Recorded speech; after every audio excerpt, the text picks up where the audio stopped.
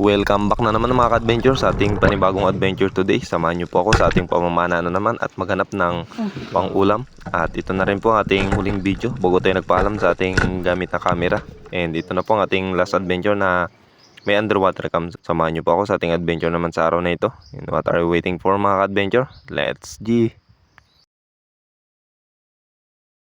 Alas 7 na mga ka-adventure, kaya ito, nagbaba na tayo at hindi ko napansin na ito na pala yung huling gamit natin sa camera natin.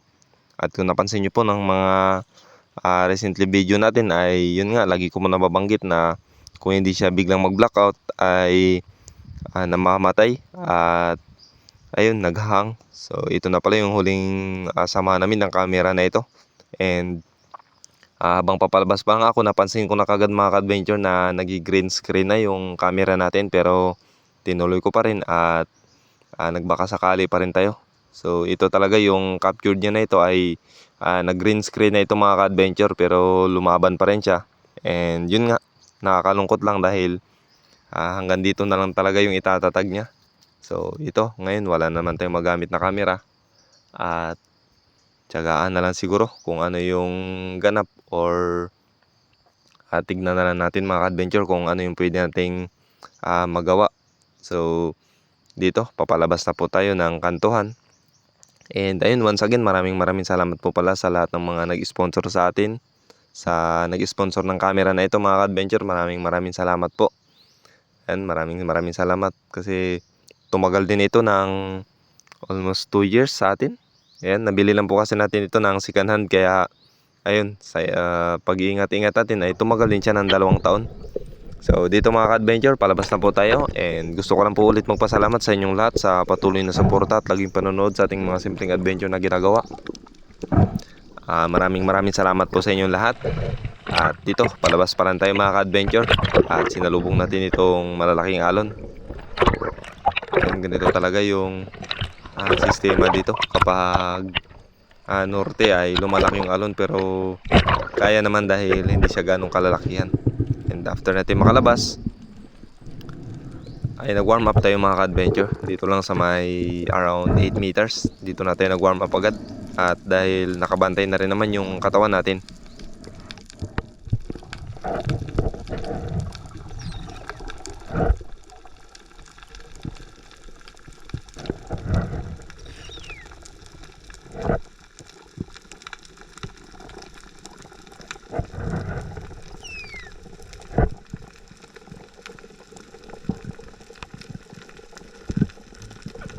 May napansin ako na mangrove snapper dito sa unang parte mga ka-adventure at inantay ko sana maglapit. Malaki na rin sana ang mangrove snapper na ito. Nasa 2 kilo na rin, kaya lang medyo mailap siya at hindi na lumapit sa atin. Pumasok na doon sa loob ng malaking bato, kaya hindi na rin ako nag-attempt na silipin siya dahil malalim na rin yan sa unang parte. At dito nag-antay na lang ako ng magandang pagkakataon na nagbabaka sakali na lumabas pa siya at lumapit sa atin, pero sad to say dahil wala talaga, hindi na lumapit mga ka-adventure. Move on na lang tayo at punta na tayo sa bahayan ng ilak na madalas nating pinapanaan.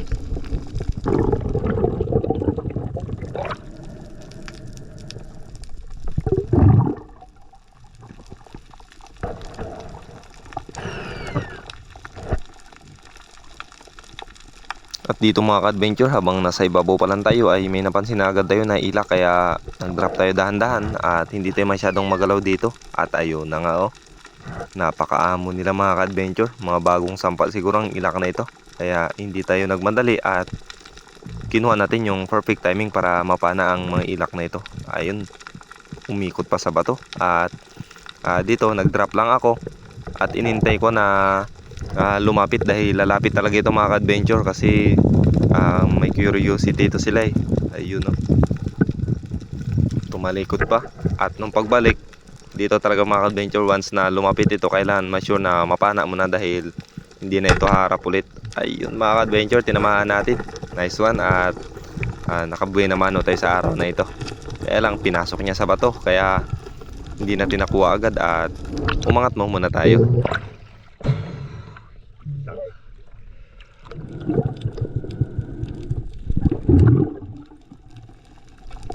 At pagkatapos makapagpahinga mga ka-adventure ay binalikan ko na at recovery time na. So goods naman yung pagkakatama niya, kaya lang pinulupod niya sa corals at ayun, sad to say dahil na-damage yung isang corals. Normal po ito na nangyayari talaga mga ka-adventure kapag ganitong mga pagkakataon. Hindi naman natin ito sinasadya o inaasahan. So talagang nangyayari ito palagi mga ka-adventure sa mga ispiro. At habang inaangat ko yung isda mga ka-adventure at inaayos, ayun naman pating, napakalaki mga ka-adventure, umiikot-ikot lang sa atin at gusto niya siguro tikman ang mataba na ilak, pero wala ka nang magagawa boy, akin na ito. At sa mga hindi po nag-i-skip ng ads dyan ay maraming salamat po sa inyong lahat mga ka-adventure. At gusto ko lang rin po pala i-shoutout yung nag-sponsor sa atin ng pana, kay Mami Austikyu, kay ate na nag-sponsor sa atin ng suit, at sa nag-sponsor sa atin ng bala, at syempre sa ating makina. Maraming salamat po kay ate, and shoutout po kay Ma'am Mi Austikyu, kay Ma'am Alona Shibata at kay Ma'am Oliva Mendoza, at sa Mendoza family po shoutout. At especially din kay Ma'am Cory Jovilar and Sir Richero from Vancouver, Canada. Shoutout po. At sa inyong lahat mga ka-adventure, sa mga hindi ko po na shoutout ay shoutout po sa inyong lahat. And maraming salamat po.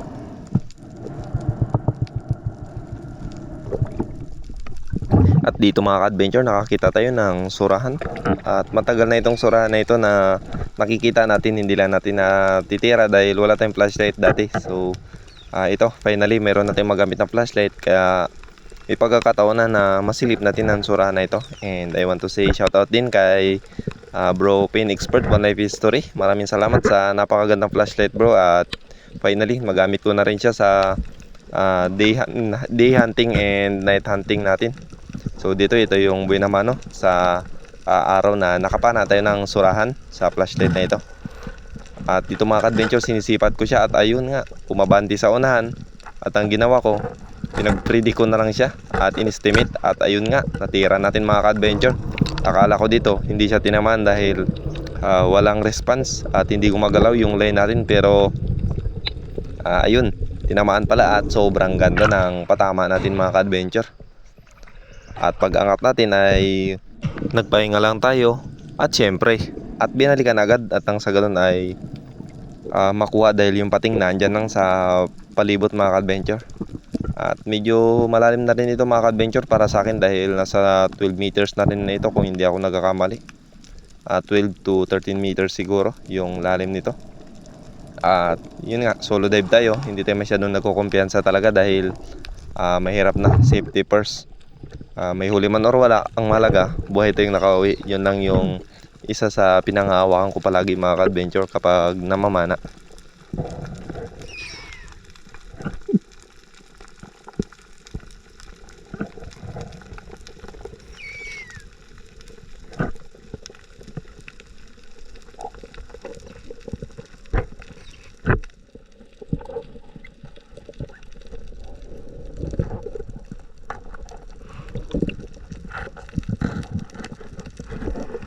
Dito mga ka-adventure, sa point na ito medyo kinakabahan ako na may stock, pero yun pala, ang ganda ng patama natin dito mga ka-adventure.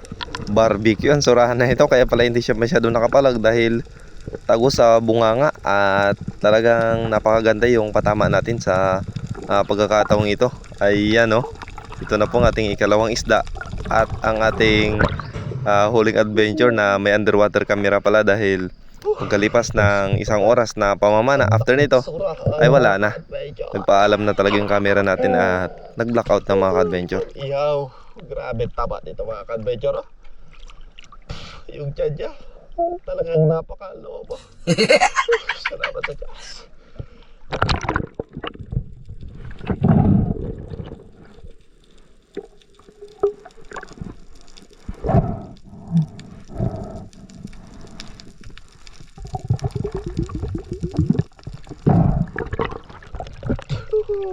Tuwa na naman ito sa mga alam mamaya.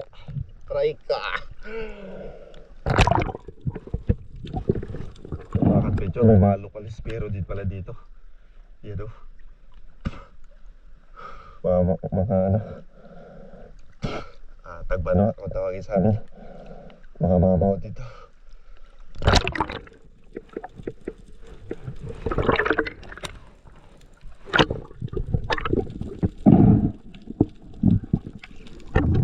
At pag-abante natin sa unang parte mga ka-adventure, may napansin sana ako na GT na pumasok sa bato na ito. Kaya lang kulang pa yung hangin natin kaya hindi ko na rin pinilit. At doon pala siya sa ilalim at doon umikot-ikot. At nung paangat na tayo ay bago pa siya lumabas mga ka-adventure. Kaya lang dito kasi medyo kulang pa yung hangin natin dahil kagagaling ko lang ito nag-ambush at nagbaka sakali ako na lumapit. Kaya lang sobrang ilap din pala ng GT na ito at nang hunting pala ng pagkain niya.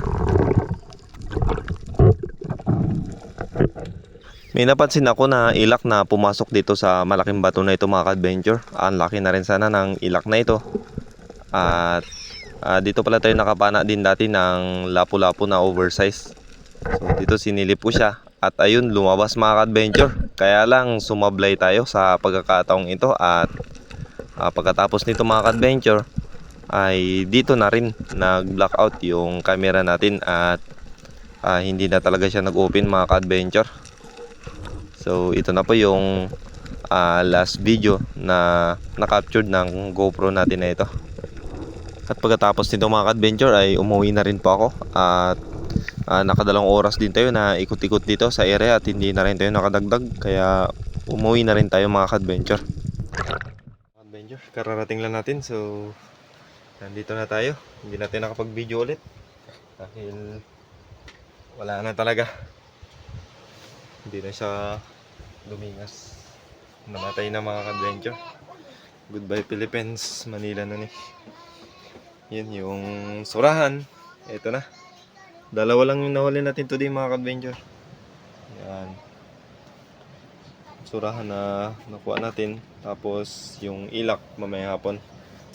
Kain tayo, hindi na ako nakapag-video. Ulit, bali cellphone lang ngayon yung gamit natin dahil wala na yung GoPro. Yan. Mga adventure. Gutom tayo. Gutom na. Alas 12 na ng oras na ba? 12:50 na. Mag-aalaw na. Surahan. Grabe ang taba. Palit eh. Bakit? Yung kaya niya palang kagad mga ka-adventure kapag masyadong maburot o malubo. Maraming taba talaga. Mga tiyan niya, atakin mga atakin. Wana, ikaw nang bahala sa balat. Huwag may hatay, akin na. Dito, bungkain Gusto ka na mo tama? Paburag-rag na ang buhok ng anak ko. Hindi, Dito ka banda kay hindi ko na kuya. malayan mga ka-adventure. Oh. Punit na yung kamay ko. Grabe ang laki ng sugat kanina. Sobrang talas ng ngipin ng pangalan Dapat doon ka kay ikaw mag-open ng surahan. Dito ka banda ma. Tapos dito si... Yan. Dito ka na lang be. Dito ka na lang yan. Yan. Ayan mga ka-adventure. Binubuksan na ni Ate Moana. Yung sausawan natin na may suka na at may sili tayo ngayon. Ay, lakasan mo ang loob mo. Kaya mo yan. Sige pa. Kaya mo yan, be. Mas malakas ka pa dyan kaysa isda. Sakit, ang sakit. Punit. Ako na lang nga. Napasok pa ako. Mainit na pala talaga. Okay lang Punit yan. siya.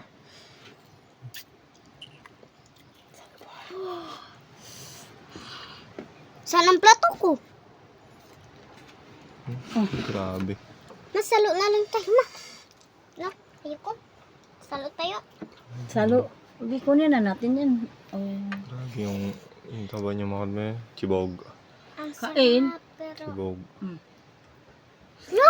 Bagong kanin! Ano? Grabe yung taba mga ka-adventure. Try natin. Ikaw naman. Ang init. Wow, grabe.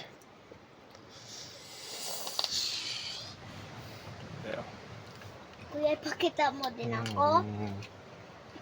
Kuya. Mga untanin yung tanan. Grabe. Grabe ka ng taba ng suwal, no? Tawag ko Ang mga unta ninyong tanan. Mga ka-adventure. Yan, puro taba niya mga ka-adventure. Ay. Kain ka pa?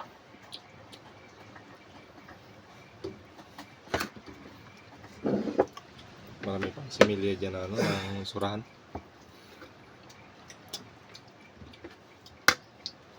Ngayon palang kalalaki. Hindi ko na pinapamana kay kawawa rin. Hindi pa. Kalit na rin naman na. Liban lang kung pandaing siguro.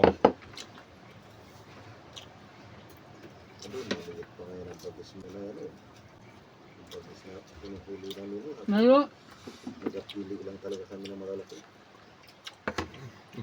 dyan lang ba? Sabi ko abog pa, nagamantik ka ang dinadaanan.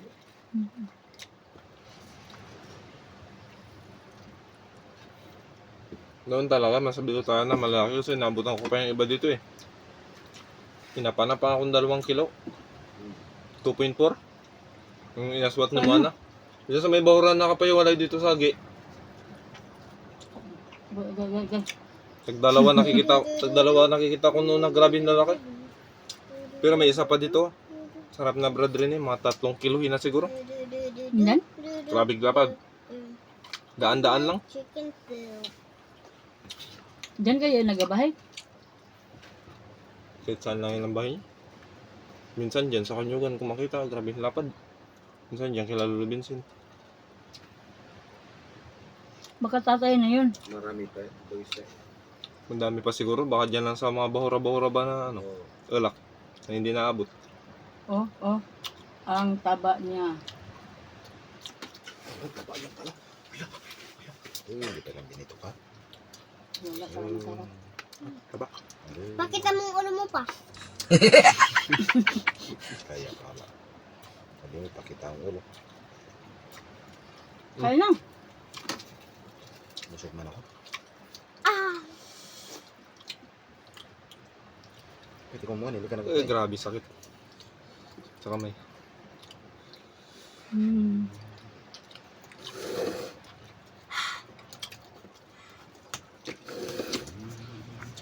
Para may hinahanap siya. Napagkabutan ng tubig ko ya. Nadurog.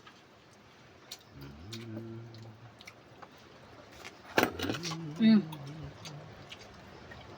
Ay, water tip. Hot spicy. Pag ba kung may okay, ito, aloy. Kasabor. Kuya, may baso dyan ah. Usok. It's spicy for more. Pwede yan. Hindi na talaga, kanina pa kayong kain. Sila nga. Hindi punto abog ito, pati magklaw. Hanggang? Kinikilaw nila to?